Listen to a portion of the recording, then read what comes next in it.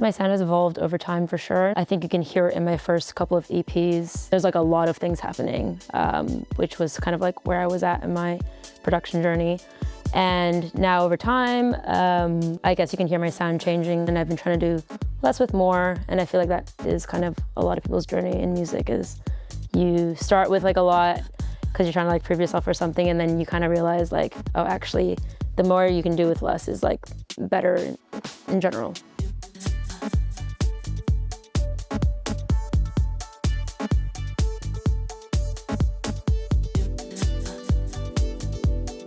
For this session, I thought I would talk about two songs and like different elements of them. Fever is an example of that. It's more stripped back, focusing on like really simple sort of drops, using like little tiny effects or little elements to sort of make like a big effect, if you will. And then I think you'll see like in Fall in Love, there are just like a lot of things happening at once, maybe too many things, but yeah, I think it's a nice contrast to talk about the duality of those two tracks and kind of like my journey in production from maximalism to, I guess, not quite minimalism, but somewhere closer to the minimalism end of things. Stripped back, very much focused on like this synth lead that you can hear here. Which actually a lot of this song, I will say, was made in the box. I think even this synth is it's actually an Ableton like stock plugin that I just maybe affected a little bit. But it kind of just plays with like the tension and build of like these little drop moments, and just throw this bit.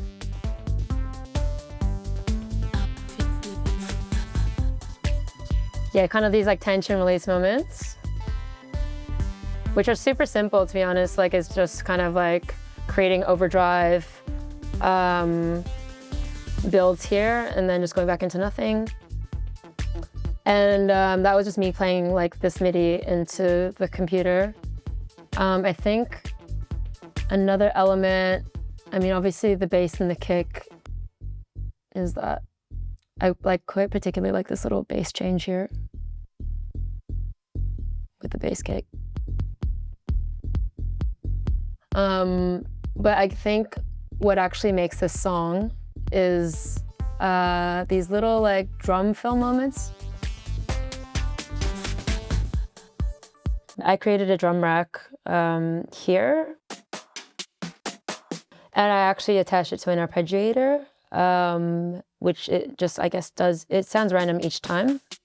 And I then record that into MIDI here. And so then what you end up getting is like a bunch of different like random drum rolls.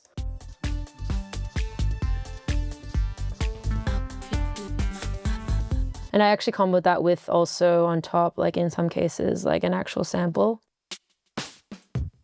I mean, that was new technique for me, but that's what I learned. And I think that really is kind of like maybe one of the defining elements. And I also layer it with something that already exists, which is like a drum loop I often use Vengeance Pack or some other loop pack, and I have a quieter like in the background to sort of just like give some more movement and like life to the existing percussion. So the next track that I thought would be interesting to, I guess, talk about is, I think, it's Fall in Love. I found the original MPC file because I was actually inspired by the, what is that? Someone to Call My Lover, Janet Jackson, which you can probably definitely hear.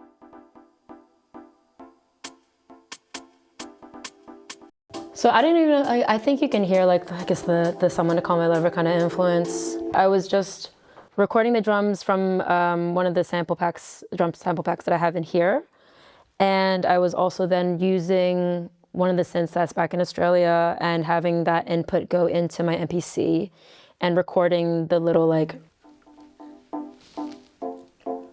so that is a sample that I had played. I think maybe it was on the EMU at the time. And I recorded into the MPC directly. And then through that, I also had, instead of using the stereo outs, I have like 4 track outputs. So that way I could then multi-track record it and separate out the drums from the ARP and stuff.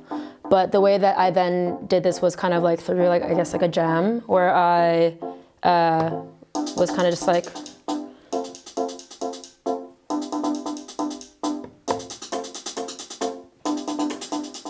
I had this whilst like recording into Ableton at the same time.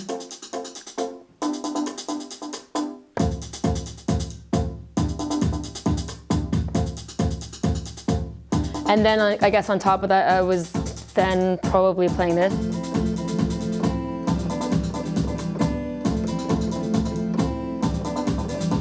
That was recorded into here.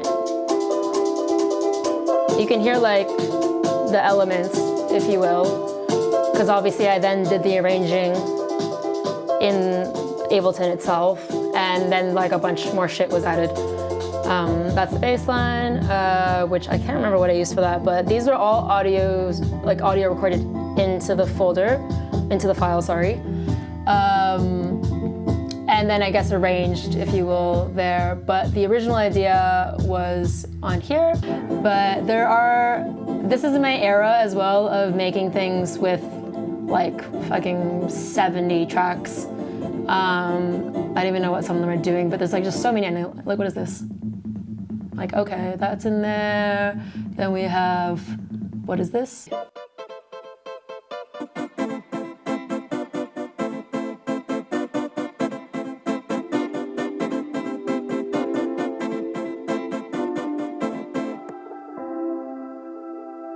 Yeah, the hi pads, there's like, I don't know, even there's like 20 pads in here for some reason. But yeah. That little like siren-y, like high-pitched wail song is from one of the sequencers on my OP1, which is like my favorite. It's the Tombolo, and you just like, you turn this thing like that, and then it creates these like funny like woo sounds, which you can also hear just then. But yeah, this is like when I was in my like maximalism era, and yeah, I think that's a good example. I think a lot of the songs on this EP kind of have the same feeling, if not the same amount of tracks in the single song. But yeah, that's Fall in Love, or like some aspects of Fall in Love and kind of how that song came to be. That's it for my In Between the Lines session for Voltage Labs. I guess if there's any questions, feel free to ask them in the comments. But yeah, that's all.